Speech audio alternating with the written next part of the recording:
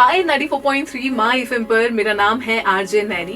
11 से 2 बजे तक पूरे जयपुर शहर से मैं बातें करती हूँ और क्योंकि आजकल आप हमारे माई एफएम पर सुनते हैं 40 सुपर वुमन की स्टोरी, सो आज मेरे साथ हैं डॉक्टर सुनीता शर्मा। सुनीता जी, सबसे पहले आपका बहुत बहुत स्वागत है मेरे शो में। एंड सबसे पहला सवाल मेरा यही है कि आप अपने बारे में हमारे लिसनर्स को बताएं। Hi Naini, thank you for having me over. शुरू से डॉक्टर बनने की इच्छा थी जी।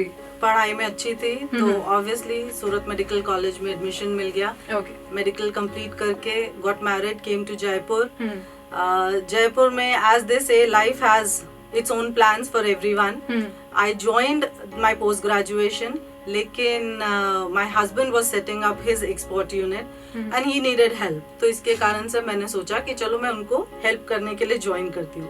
लेकिन वो हेल्प करते करते बिजनेस में इतना इन्वॉल्व हो गए कि कब 5 साल निकल गए पता ही नहीं चला जी। फिर बेटी हो गई, सो उसके साथ में बिजी हो गए। बट कहीं ना कहीं ये थॉट था कि मेडिकल प्रैक्टिस से कुछ ना कुछ गिव बैक करना है। अच्छा, मुझे एक बात बताइए, क्योंकि जब हम मेडिकल की जो पढ़ाई करते हैं, जैसे मेरा तो कॉमर्स था और मैंने इसलिए लिया था क्योंकि बहुत ज्यादा मेहनत नहीं करनी थी मुझे।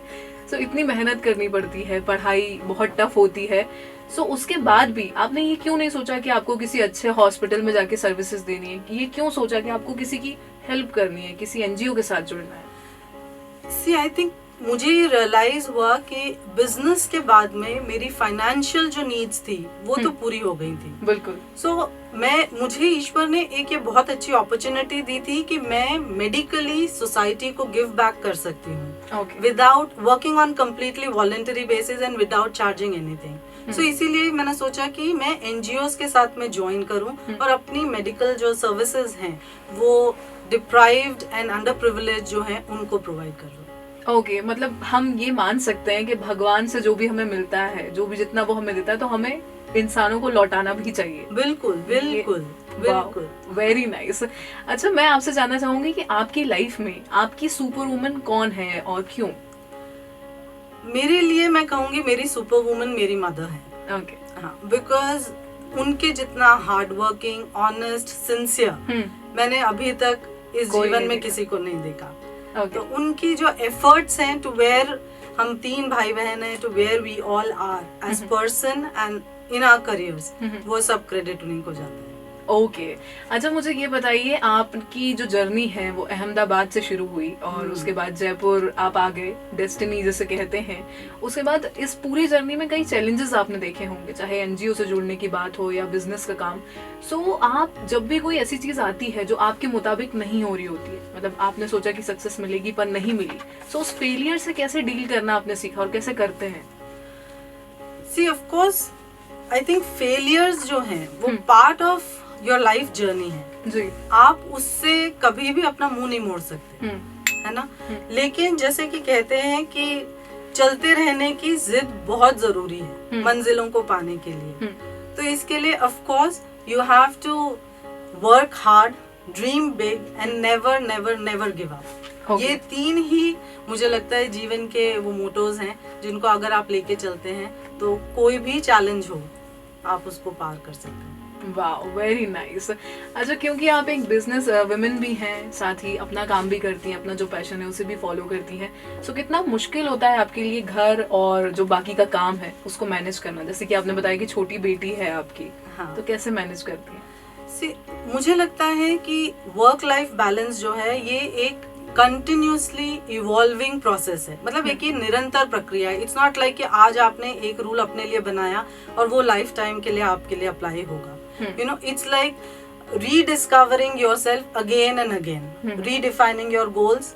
और मैं अगर इसको थोड़ा सा आपको एक्सप्लेन करूं तो लेट्स से इसको देखने का नजरिया ऐसे हो सकता है कि life is like a game जिसके अंदर में आपके हाथ में 5 बॉल्स हैं, है ना। और जैसे हमने देखा है सर्कस के अंदर में एक वो जगलर होता है, बाजीगर, जो उन 5 बॉल्स को जगल करता है। तो ये 5 बॉल्स कौन सी हैं?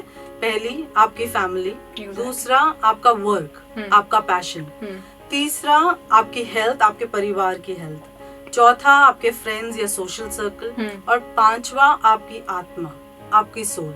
तो ये 5 चीज का जो बैलेंस है, जगल है, इन 5 बॉल्स को हमें जैसे जैसे लाइफ में ये सिचुएशंस इवॉल्व होती हैं उसकी तरह से हमें उन्हें जगल करते रहना है। मतलब अगर मान लो मैं एग्जांपल दूं कि जब बेटी नहीं थी और मेरे हस्बैंड और मैं बिजनेस में थे, तो हम टोटली अपने आप को बिजनेस के लिए डेडिकेट कर सकते थे और उसी डेडिकेशन की वजह से हमें सक्सेस मिला। सो उस समय work was a priority, right. लेकिन जैसे ही बेटी हो गई सो देन उसके बाद में वर्क जो है उसने थोड़ा सा बैक सीट ले लिया। वो तब तक फॉर्चुनेटली एक ऑटो मोड पे भी आ गया था, है ना। तो उसके लिए फिर उसके बाद में बेटी आपकी प्रायोरिटी हो गई, पेरेंट्स प्रायोरिटी हो गए।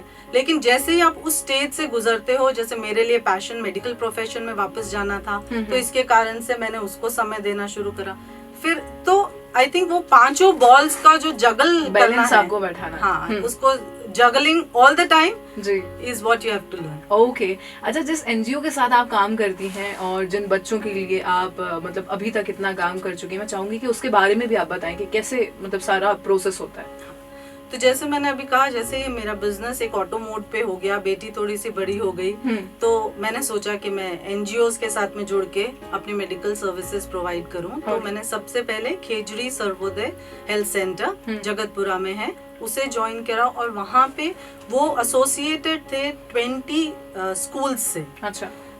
जहाँ पे हम लोग उन स्कूल्स के बच्चों का मेडिकल कैंप्स किया करते थे और different health care awareness programs run करते थे। ये हेल्थ केयर अवेयरनेस प्रोग्राम्स थे, जैसे क्योंकि ये विलेजेस के बच्चे हैं तो वहाँ न्यूट्रिशन और एनीमिया जो है वो बहुत कॉमन होता है। तो पेरेंट्स को और बच्चों को दोनों को काउंसिल करना और अवेयरनेस प्रोग्राम्स करना। गर्ल्स थी और रूरल बैकग्राउंड की थी, तो उनको basic girls health education and menstrual hygiene के बारे में बताना। फिर उसके बाद में एक बहुत अच्छा इनिशिएटिव था जिसके अंदर में हम first aid and CPR training at that level हम सिखाया करते थे। और फिर उसके बाद में डिफरेंट फ्रेंड्स और उनके एनजीओ के साथ में ये किया। इसके बाद में मैं जुड़ी एक प्रोग्राम जिसे कहते हैं स्ट्रीट मेडिसिन बाय होमलेस, जिसके अंदर में हम जो होमलेस हैं और जो डेली वेजेस लेबरर्स हैं, इनके लिए हम इनकी बस्तियों में जाके कैंप्स करते हैं। तो धीरे धीरे जैसे ये मैं करती चली गई, कुछ मेरे जो फ्रेंड्स थे उनकी इच्छा हुई कि भी वो भी इस इनिशिएटिव से जुड़ना चाहते हैं, तो मेरा अपना एक छोटा सा एनजीओ ट्रस्ट उमा फाउंडेशन वो शुरू किया दिस ईयर 2020 में ही। और जैसे कि तुरंत कोविड आ गया, तो कोविड के दौरान हम लोगों ने, हमारे जो फ्रेंड्स थे, नेबर्स थे, उन सब ने मिलके बहुत सारा इन सारे बस्तीज के अंदर में फूड शेयर है, राशन डिस्ट्रीब्यूशन है, सांझा चूल्हा जैसे कम्युनिटी किचन सेटअप करना है, मेडिकल हेल्प ऑनलाइन अवेलेबल करवाना है। तो इस तरह के बहुत सारे प्रोग्राम्स हमने उमा फाउंडेशन के अंडर किए। और अब आगे जाते हुए हम इसी के तहत में इकोनॉमिक अपलिफ्टमेंट के लिए different skill development programs and setup of small work stations बस्तियों में ही, ताकि स्पेशली विमेन जो है उन लोगों को वही बस्तियों में काम मिल सके। Very nice. ये है। और मैं एक और आपसे शेयर करना चाहूंगी। एक्चुअली क्या है कि कोरोना से पहले हम लोग गोनेर में एक मंदिर के साथ जुड़े थे। अच्छा। और जैसे शायद आप जानते हो, गोनेर में एक मंदिर है जिसका नाम है जगन्नाथ मंदिर, बहुत पुराना है।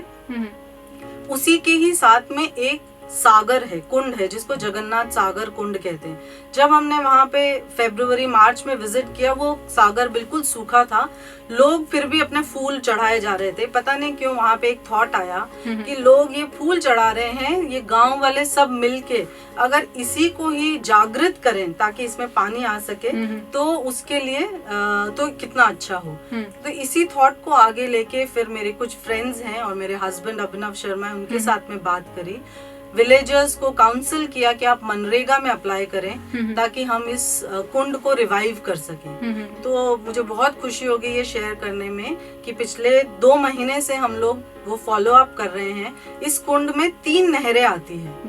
तो इन 3 नहरों में से इस साल जो है हम 2 नहरों को पूरा क्लीन करके कर देंगे अभी इस वीक के एंड तक। तो वो कुंड के अंदर में पानी आ जाएगा। Very nice. बहुत बहुत अच्छा लगता है जब मतलब इस तरीके से पता चलता है कि लोग सोसाइटी के लिए इतना अच्छा काम कर रहे हैं, क्योंकि अपने लिए तो हर कोई काम कर रहा है। हाँ। अच्छा, मैं चाहूंगी क्योंकि आप मतलब इतनी अच्छी चीजें कर रही हैं और महिलाओं के लिए भी इतना अच्छा काम कर रही हैं, तो एक कोई मैसेज जो आप सुपर वुमेन को देना चाहें।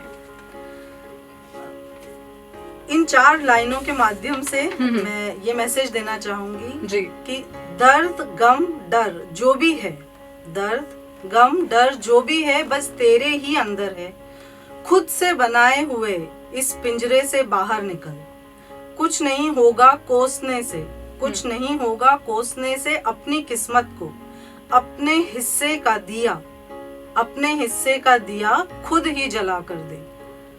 So all I have to say is you have to be a strong woman, almost like a heroine of your own life, you know, so that your daughter has a role model and your son knows what to look for in a woman when he gets a man, you know. So you have to be like the happiest and the healthiest version of yourself. बिल्कुल सही कहा। मतलब खुद से प्यार करना कहीं ना कहीं हमें सीखना चाहिए, जो शायद एक महिलाओं में बहुत कम देखी जाती है ये चीज। बिल्कुल।